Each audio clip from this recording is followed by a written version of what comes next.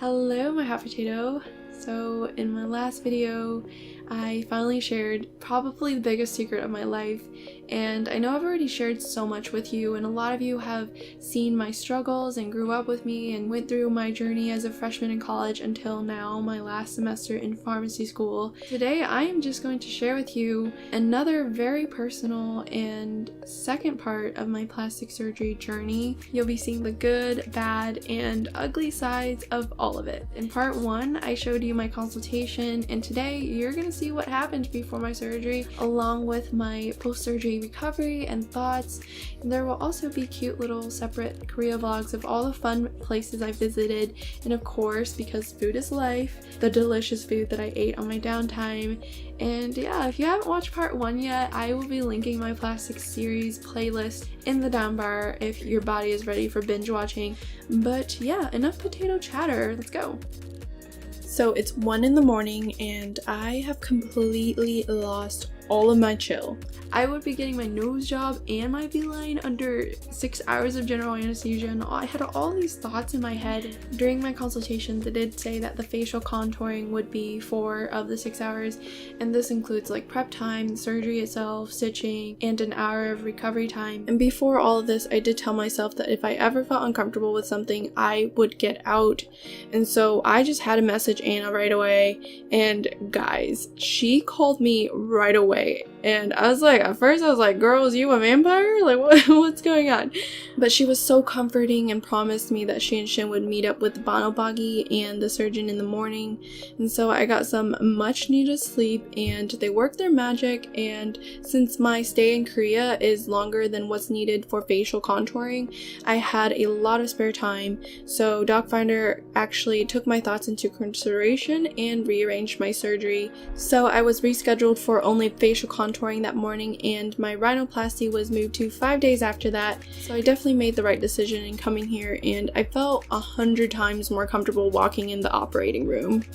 But anyway, Chloe and I went over my heart and health workup and then the pre-surgery checklist. But I also saw Dr. O once more to voice any last minute questions or concerns, and then I was off to the operating room. We couldn't film this next part, but I did meet with all the staff and Dr. O once more. I was just super duper chill before my surgery, and before I knew it, I was just completely out, just asleep. But I was greeted 4 hours later, so here I am in all of my puffy fat baby looking glory. Honestly, I do look worse than I felt. The pain was just a little sore pain. I rank it a 2 to 3 out of 10. It was more so annoying than it was painful. And of course, after facial contouring surgery, you are to stay at the hospital for 1 night. And Shantae also just completed her surgeries too, but she didn't have to stay overnight. I just really wanted to hang out with her, so Docfinderkorea and Bagi actually arranged for us to stay in the same room. She looked so funny. I could not stop cracking up. And here's Anna helping me to the bathroom because I was still coming down from the general anesthesia, so basically you could just say I was high. And she also walked a few laps around the floor with me since I had so much energy in me left, and I wasn't able to sleep for a while anyway after the surgery, so this was the only thing that kept me awake. And Anna left I think around like 10 or 11 that night. She probably realized I was sleeping when I started to do this weird thing I always do, which is like my eyes would be partly open but not like, you know, all the way shut, and my mouth would basically be wide open. I swear I probably eat like 10 spiders a year. So the next morning the nurse came in to remove the tube drains in my mouth, which you saw earlier.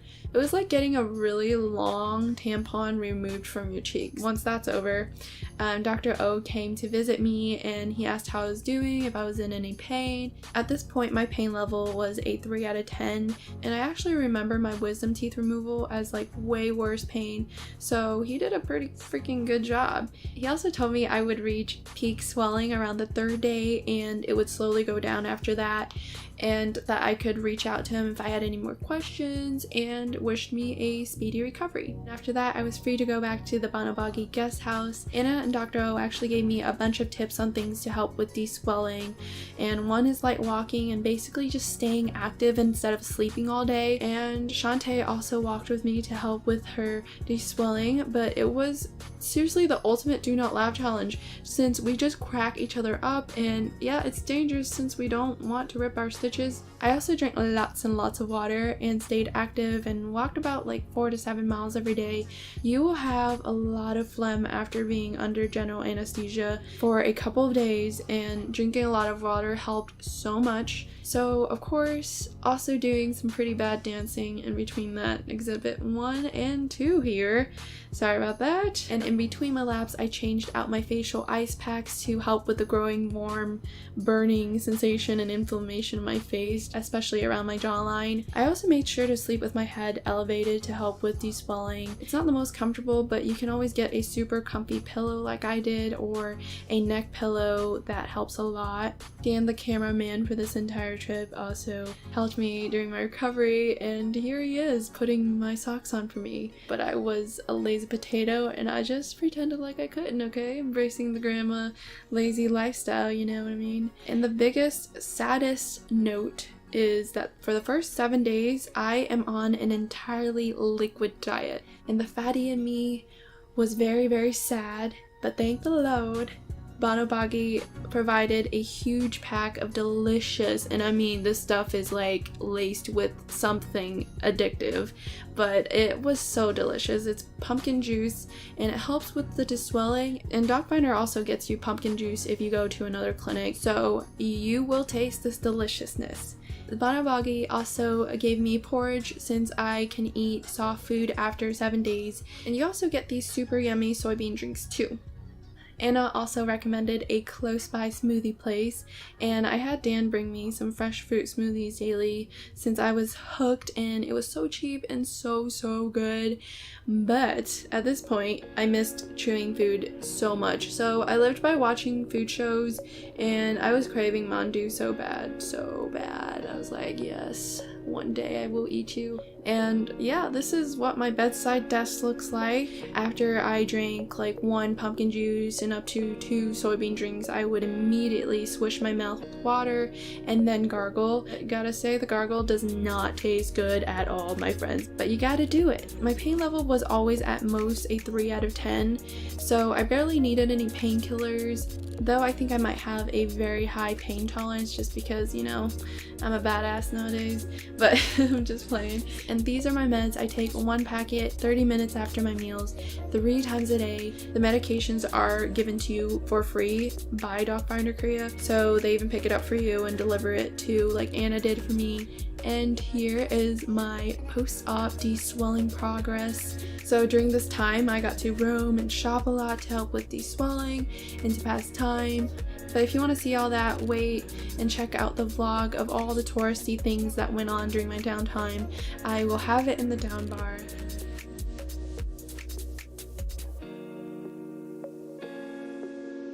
So after another fun-filled weekend, I was back at Bagi Monday afternoon for my rhinoplasty. I fasted 6 hours before, and I met up with Devin to, of course, review my health workup and pre-surgery checklist. Devin also explained the aftercare, and I didn't get to film the aftercare for my facial contouring, but it was just as thorough. Afterwards, I went to see Dr. Lee for my pre-op consult, and he took so much care and attention during this time to just make sure that I was ready to go and confident for the surgery. And I was ready to go and changed into the Bagi robes and off to surgery. 2 hours later, I woke up and was completely out of it, like high off of my mind. I wish someone actually recorded me and what I said, but I was so loopy, and apparently I said a bunch of funny things. Surprisingly, it was so much worse than my facial contouring post-op by like 500 times.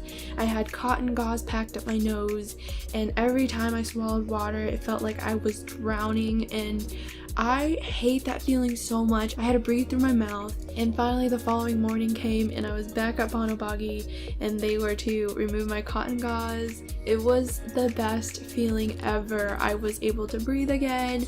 They also removed the stitches under my sideburns from the facial contouring, and she checked the stitches inside my mouth to make sure that they were clean and not infected, and this is why gargling is so important, guys. And here I am, happy little camper, back at the guest house, able to breathe. I can breathe cleanly now, the gauze is gone. But at this point, I only had a slight burning pain in my right ear where the cartilage was taken, and the ear had some pretty bad bruising too, you guys. But I was so happy that I had no bruising from my nose job, like on my face. I mean, there was like some slight yellowing around my eyes, but it wasn't like as bad as I see on with other people on YouTube.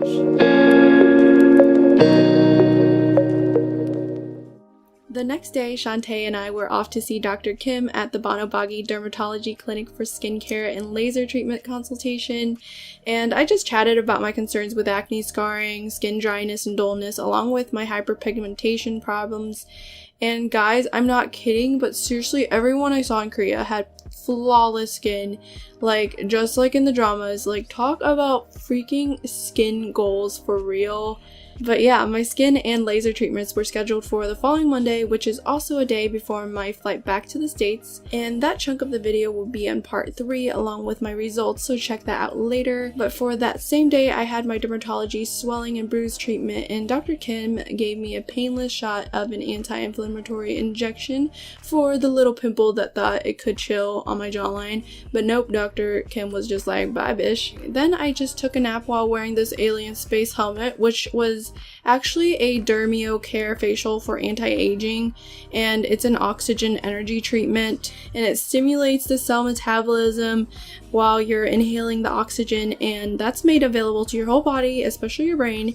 And it was just really relaxing, and I fell asleep for like the 30 minutes since the bed was also heated. And then I was back at Bagi for the hyperbaric oxygen treatment to help enhance my body's natural healing process, and you do this by inhaling 100% oxygen while under increased atmospheric pressure. It's basically the same sensation as being on an airplane, which can be uncomfortable for some people, but I just swallow a few times when I feel that pressure in my ears until I get used to it, and then you're gonna get used to it and you'll be in the clear then.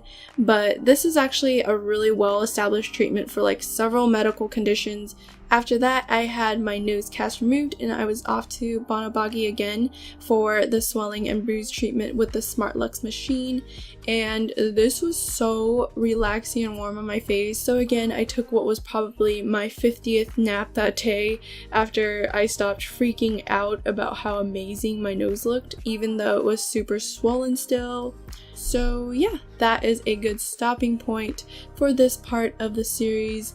In my video 3, I'll be sharing my skincare and laser treatments along with the post-surgery follow-up with the doctors and the results, of course. And I do realize I cannot answer everyone, so if anything, direct your questions to Docfinderkorea or Bagi, especially if you're wondering about the specific surgery, and I will see you guys next time. Bye!